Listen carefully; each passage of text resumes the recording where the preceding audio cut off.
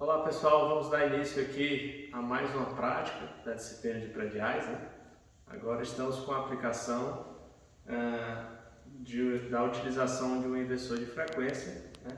Comandando aqui um motorzinho de um CV, né? Isso poderia ser uma aplicação aí de bombeamento predial, tá? Com o uso do inversor de frequência. Sabemos que nesse caso o inversor é munido de muito mais funções do que eventualmente essa necessidade da aplicação predial, mas a gente está aqui para demonstrar algumas possibilidades, né, de aplicação. Então, durante a aula teórica, né, síncrona, a gente fez uma abordagem a respeito das principais funções, um pouco sobre o diagrama de blocos, estruturas de entrada, saída, estrutura de força, entradas digitais, né? E agora eu vou demonstrar um pouco, né, como seria o procedimento caso vocês estivessem aqui, né, no laboratório de eletrotécnica. Nosso setup hoje é composto do inversor ATV 312 da Schneider, tá? Ele é um inversor bem versátil, bem fácil de parametrizar, apesar de ter muitas funcionalidades, certo? Esse modelo especificamente consegue alimentar motores de até 1 HP, certo? Até 1 HP. Estamos aqui com o nosso motorzinho, poderia ser um motor acoplado numa bomba de uma aplicação predial, que a gente vai utilizar para ser alimentado via inversor. Em termos de conexões, conforme a análise do manual, somente seria necessário instalar na entrada de força da alimentação do inversor, né, um disjuntor termomagnético ou um disjuntor motor, né, que faria a proteção do circuito terminal. Depois viria, no caso, o inversor e diretamente a ligação do motor, certo? Aqui na nossa prática, na nossa bancada, a gente está colocando, né, a partir dos bornes da bancada, diretamente para um conjunto de fusíveis NH, e daqui vai direto para a alimentação de entrada do nosso inversor. Os 3 cabinhos aqui com alimentação trifásica. Depois, você tem os terminais de força do inversor que vão direto aqui para o nosso motor. Como esse motor ele é um motor cujas tensões de placa é 220/380, né? E a nossa tensão aqui disponível é 380, a gente está configurando aqui ele com a ligação estrela, certo? Eu poderia muito bem parametrizar o inversor para estar aplicando uma tensão de 220 de linha e eventualmente estar ligando esse motor em delta. É possível também, tá?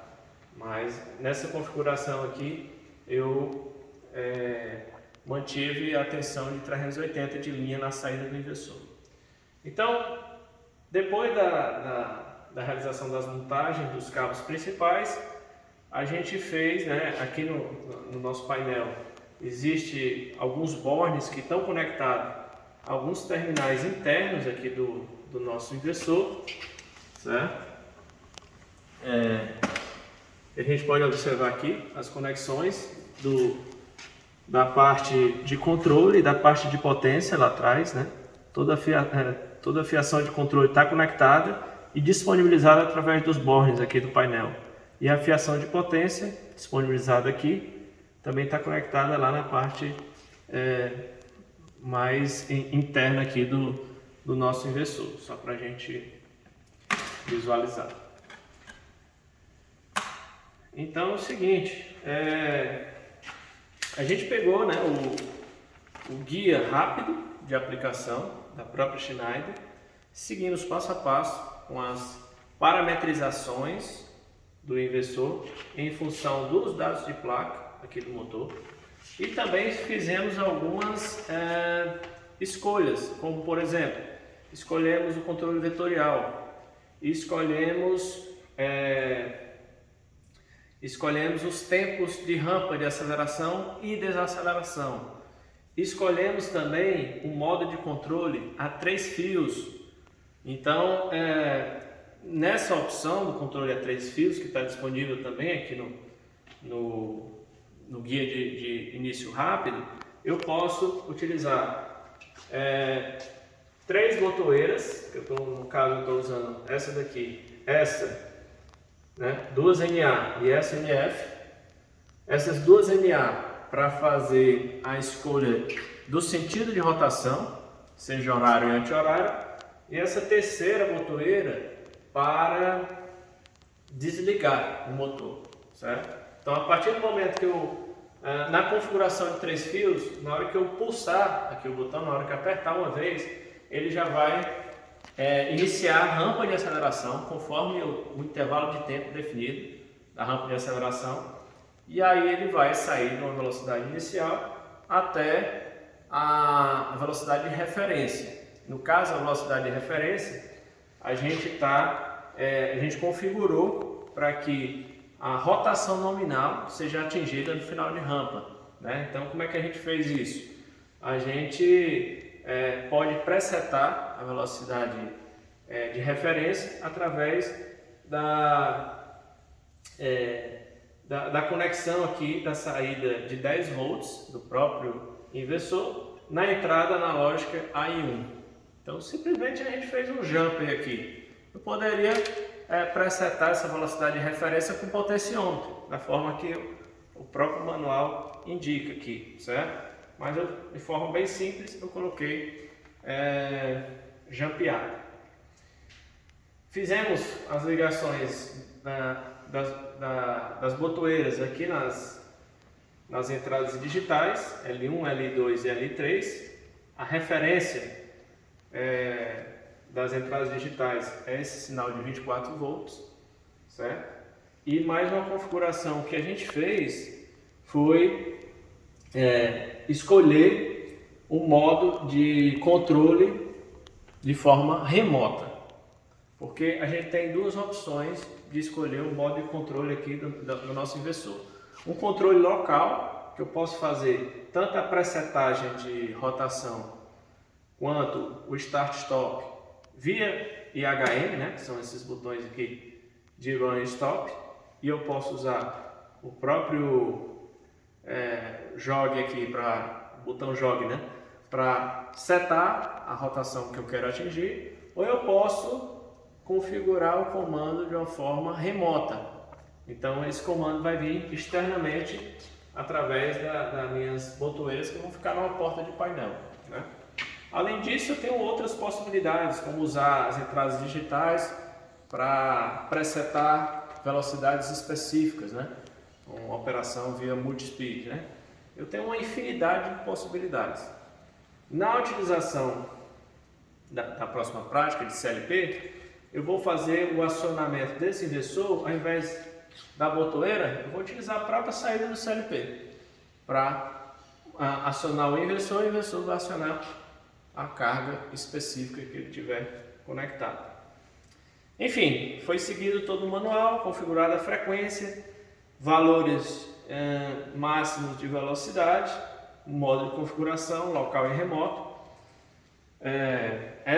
A configuração mais ampla está disponível no catálogo, que é bem extenso, né? Então, catálogo disponível aí na internet. E assim, estamos prontos para fazer os testes, né? Eu configurei o tempo de aceleração de 10 segundos e um tempo de desaceleração de 2 segundos. Então, foi uma escolha aleatória, tá? Só para demonstrar a funcionalidade da aplicação.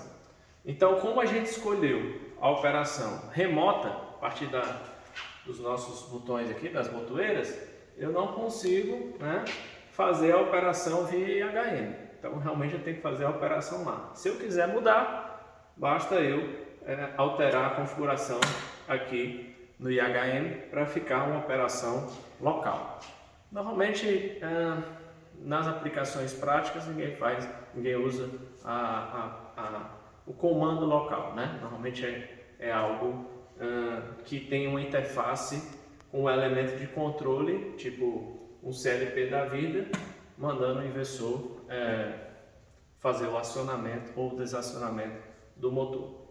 Certo? Então, tudo pronto aqui, a gente já fez uma pré-checagem, então, bancada conectada, inversor já está devidamente parametrizado e agora é só escolher qual o sentido de rotação. Ele vai passar 10 segundos para atingir a rotação nominal. Vamos lá.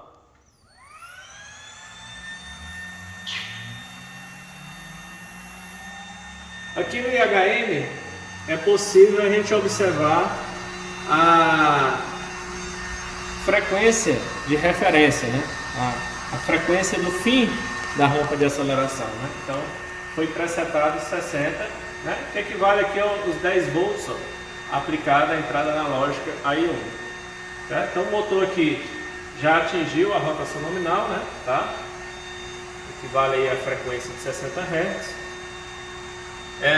Não sei se vai ser possível ouvir no áudio um pequeno zumbido que é referente ao chaveamento e funcionamento do inversor. A gente até não comentei a respeito dessa configuração, mas eu escolhi a frequência de chaveamento de 16 kHz. É possível a gente presetar desde 4 kHz até 16 kHz. Tá? Esse aumento da frequência vai resultar em algumas limitações de potência do motor, certo? Quando, numa eventual conexão de carga na ponta do eixo, vai limitar mais. Então, o sistema está funcionando. Se eu apertar a botoeira desliga, ele vai desligar, né? Ele vai desligar segundo a rampa de desaceleração que eu configurei, né? De 2 segundos. Então, ele tem que parar aí em 2 segundos, né? Se eu quiser desejar aí, fazer com que o motor gire no sentido anti-horário, ou contrário, basta eu apertar a outra botoeira. E aí ele vai acelerar novamente num tempo de aceleração de 10 segundos. Então, atingiu aí, né? Tá? Se eu não quiser parar, se eu quiser já inverter o sentido de rotação, na hora que eu apertar o botão referente à botoeira, referente ao outro sentido de rotação, ele vai desacelerar em 2 segundos e vai fazer uma nova rampa de aceleração em 10 segundos. Então, bem simples, né, pessoal?